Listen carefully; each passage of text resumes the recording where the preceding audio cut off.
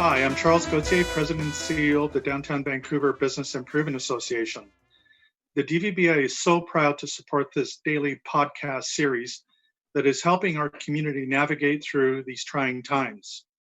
As we all settle into what we hope is a temporary new normal, please consider helping support our local businesses. Whether it's by getting takeout from your favorite restaurant or giving a local shop a great review, it all adds up. Thanks, everyone, and stay safe. Thanks for watching Coping with COVID-19. Before we get to our regular video interview, here's a short news summary of what's been happening related to COVID-19 today. Effective at midnight tonight, all travelers coming into Canada are required to have a quarantine plan in place. This includes travelers that show no coronavirus symptoms. Now, if they don't have a plan in place, they will be required to sequester themselves in quarantine at a hotel. Prime Minister Justin Trudeau said that the government now has the authority to require travelers to self-isolate for a period of 2 weeks. And TransLink is losing $75 million per month and says it will need to start canceling entire routes unless it receives emergency funding from senior levels of government. TransLink CEO Kevin Desmond said today that the situation TransLink is facing is dire. He said the company's operating revenue has been cut in half due to the fact of reduced ridership and falling fuel tax revenue. Bus fares have also been canceled. Thanks for watching. Here is our regular video interview. You're watching Coping with COVID-19. I'm Haley Wooden, and my guest today is Ken Peacock, Chief Economist and Vice President at the Business Council of British Columbia. Ken, welcome back. Glad you can join us again. Thanks for having me again. We're taking a look at job losses today in BC's labor market. BC has written about our outlook when it comes to jobs, and in fact, you've written that it's truly alarming. So tell me where we find ourselves to date in terms of how significantly the job losses have been in BC. It is, Haley, it is truly alarming. Last Thursday, because of the holiday on Friday, we saw a jobs report come out of Statistics Canada. It was for the month of March. I actually didn't think it would pick up the degree of job losses that it did, but it took place in the third week of March, so some layoffs had obviously occurred, and we saw in BC the total number of people fall by 130,000 people. Haley, that is a massive number, unprecedented, nothing even close in history have we seen anything like that. And just to provide a little bit of context, during the Great Recession or the financial crisis of 2000 and the financial crisis of 2008 and 2009, we saw about 10 or 12 months of job losses, but the worst monthly decline in that period was 10 or 11,000. So 130,000 just swamps that. And another way to think about this and conceptualize it is 130,000 jobs. That's about 3 to 4 years of typical, reasonably good job growth for British Columbia. So in a single month, we saw 3 to 4 years of employment growth evaporate. And unfortunately, there's more to come, but we can get into that. Yeah, so looking at that 130 or so thousand jobs lost, what sectors are primarily impacted sort of in that first wave? Yeah, it's not a lot of surprises there. This first wave, retail, about 40,000 fewer jobs, and then tourism, but food and accommodation sector, also around 35,000 jobs lost in that sector, and then services. It's like broad category called other services, but that captures a lot of household services, the hair salons and the nail salons that have been closed. A big employment hit there as well. Employment across most services is down. Interestingly, we haven't seen much effect on the good side of the economy yet. Manufacturing employment so far has held up. Construction employment off a little bit, but for the most part has held up as well. So that's a little bit of a glimmer of good news. But on the services side, the services sector, because the consumer-facing services industries have, for the most part, been shuttered, very, very significant job losses there. Thinking about sort of the timeline of events here in BC, I think it was ordered that restaurants, bars, other shops close down kind of at the tail end of that survey period. So what does that then mean in terms of what you're expecting in the next month of data from Stats Canada? Yeah, that's a good question. Like I sort of was alluding to a moment ago, I'm surprised that as much of the job or employment losses were captured, because you're right, the survey we sort of shut down right at the end of the survey period. I guess some businesses were already scaling back. But it does cause some concern when we look to the coming months, because I think you're going to see additional employment losses show up. The survey will capture more layoffs. And I think there will be some of these secondary effects, professional services, accounting services, legal services, HR services. There's going to be diminished demand for all of those things.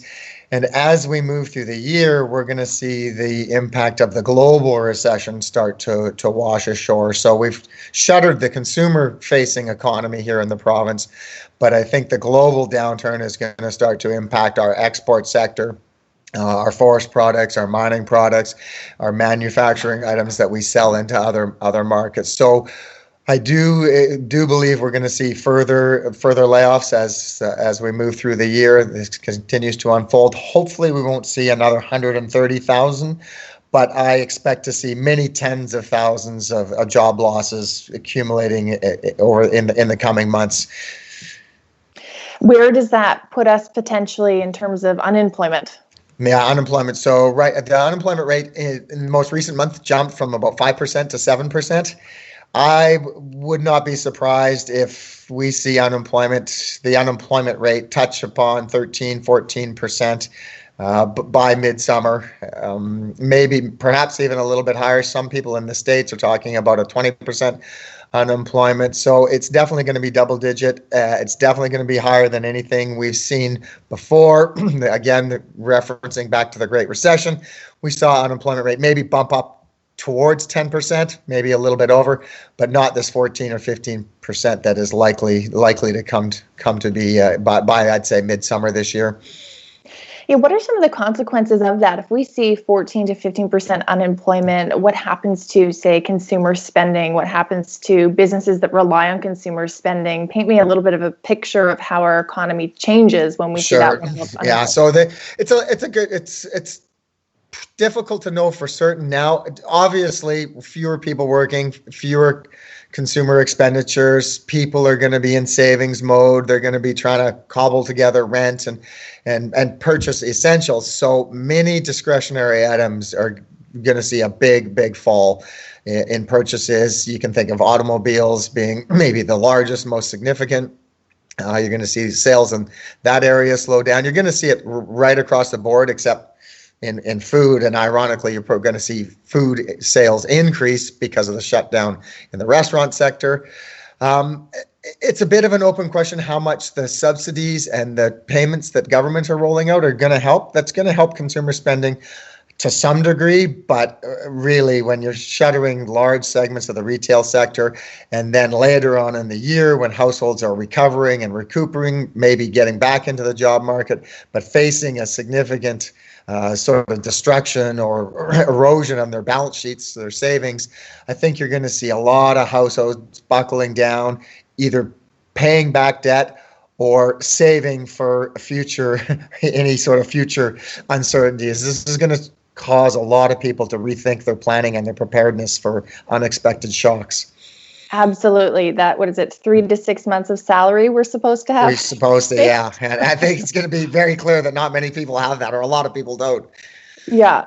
I know. So there's obviously government benefits in place to help people who have lost income. Banks are deferring mortgages depending on your lender. But how concerned are you for, say, the real estate sector, and what might we see again if 15% of the population no longer has a job? Yeah. One would imagine it certainly has implications for real estate. Typically, low interest rates and employment growth support and drive real estate activity. There's a foreign buyer component, but for the most part, on the domestic side, it is those low interest rates and job growth. We have rock bottom low interest rates now. Market interest rates, mortgage rates have not moved down as much as administrative rates, so that is a bit of a dampening effect on the real estate sector, but it really is that employment impact. If you're looking to get into the housing market and you've just lost your job, you're obviously going to postpone that decision. Even if you're just looking in to getting into the house market and you still have your job, why would you buy now? There's so much uncertainty. So I think it's going to be a tough time for the real estate industry until we get a little bit more clarity and certainty. Price reductions are probably going to happen. That improves the affordability picture a little bit, particularly with interest rates being relatively low. But I think the uncertainty is a huge cloud hanging over the real estate market, at least for the next 6 months or so. Absolutely. Do you think this 75% wage subsidy from the federal government, will that significantly reduce the number of layoffs we otherwise would have seen, or induce some rehiring, or maybe not that significantly? That's yeah. This is the question that I'm grappling with as we try and get some sort of sense of just how many jobs we will see lost in the year. My quick answer is it's mixed. I think so far it's mixed. When it was announced that they were going to subsidize 75% of the wages, I thought, oh, that's great news. And my sense has always been it will help keep a portion of employees on the payroll. Businesses still have businesses still have fixed costs. So they have to pay their rent, they have to pay their suppliers, they got to pay light and electricity and heat.